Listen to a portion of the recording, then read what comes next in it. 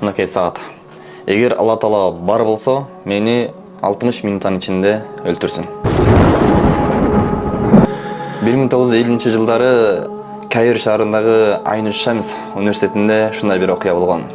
Агрономия факультетинин студенттеринин бирөөсү ордунан туруп, ошол жердеги мусулман агайларга жана мусулман студенттерге ушул колундагы саатын көрсөтүп, эгер Алла Таала бар боло турган болсо, Кудай бар десеңер, анда мени 60 минуттан ичинде өлтүрсүн деп баардыгына кайрылат. Дагы убакытты карап турушат. Чындыгында ошол жерден убакыт чыкылдап, биринин артынан бири чуркап убакыт өтөт.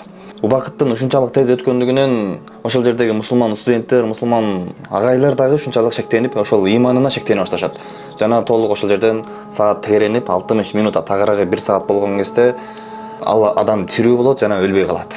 Жанагы баягы капыр адам ордунан турат дагы баардыгына карап туруп, саатты мусулмандарга бир каратып, өзүнө бир каратып туруп, ушундай дейт: "Көрдүңөрбү? Кудай болгондо мени өлтүрөт эле" деп, ушунчалык жеңишке жеткен кишидей, ушунчалык бир Кудайдын жоктугун далилдеген кишидей болуп, жүзүнө жылмаюу, кубаныч тартылып, ушинтип мындай үйдүн көздөй басып кетет жана ошол факультеттен чыгып кетет. Анан ошол класста отурган мусулман студенттердин иманына шайтан ооспуса кылып, кээ бири Алла Таала бар, Кудай барбы деген нерсеге чындыгында шектенип калышты.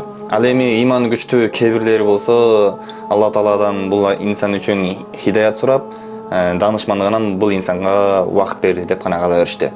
Баягы киши капыр адам ушунчалык кубаныч менен жүзүнө ушундай жылмаюу болуп, мен Кудайдын жоктугун далилдедим деген пикир менен үйүнө барат. Үйүнө барса, атасы, апасы дасторкон жайып тосолгон болот.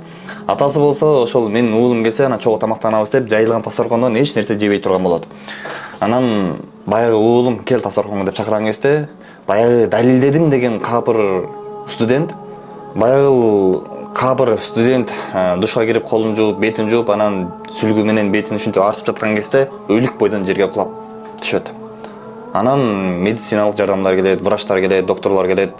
Эмне себептен бул өлүп калды, эмне себептен жыгылып кулап калды деген нерсени алар изилдеп башташат. Көрсө баягы студенттин кулагына суу кирип өлгөн болот. Бул окуяга өз ой пикирин айткан Абдуразак Науфал мындай деп айткан: Алла Таала мунун өлүмүн эшек өлүмү менен өлтүрдү деп.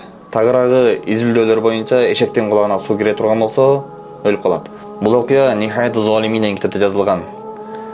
Алла Таала баарыбыздын өлүмүбүздүн акырын жакшы кылсын. Кандай гана жакшы амал кылбайлы, намаз окубайлы, садак бербейлі, жакшы бирөөгө жардам бергенден кийин дагы ушундай бир дуаны кылып жүрөлү. Аллахумма инна а'узу бика мин суил хатима. Аллахым менин өлүмүмдүн акырын жакшы кыл деп. Алла Таала баарыбыздын өзүнүн кабыр азабынан, тозоктон сактап, бейишине кирүүгө насип кылмасын.